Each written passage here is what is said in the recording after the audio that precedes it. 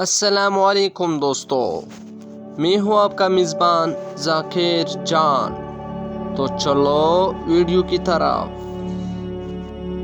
آج ہم بات کریں گے خاموش رہنے کے 4 بڑے نقصانات کی جو آپ کی زندگی کو مکمل طور پر برباد کر دیتے ہیں۔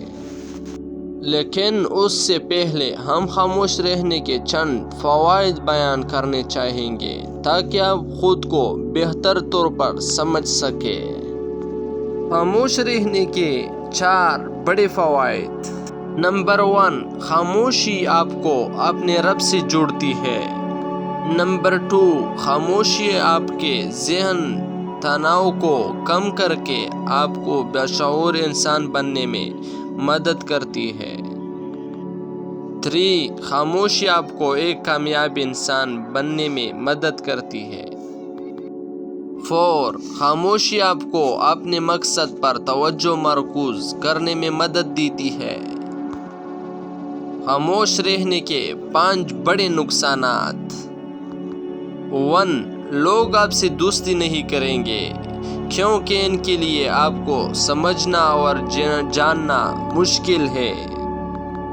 2، لوگ آپ کو اپنے مطلب کے لیے استعمال کریں گے کیونکہ خاموش انسان عام طور پر ایک اچھا انسان ہوتا ہے۔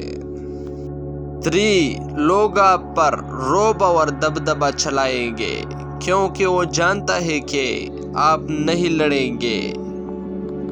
4، لوگ آپ کو ایک متکبر شخص سمجھیں گے۔ 5، لوگ سوچیں گے کہ آپ ایک شرمیلے انسان ہیں۔ لہٰذا کبھی کبھی خاموش رہنا ٹھیک ہے لیکن ہر وقت خاموش نہ رہے۔ مزید یہ کہ جب آپ کی اقدار پر حملہ کیا جائے تو خاموش نہ رہے کیونکہ لوگ آپ کو کمزور اور بزدل سمجھیں گے۔ خاموشی بہت اچھی عادت ہے اگر آپ اسے مناسب وقت اور حالات پر استعمال کرتے ہیں۔ اور 5 حالاتوں میں ہمیشہ خاموش رہے۔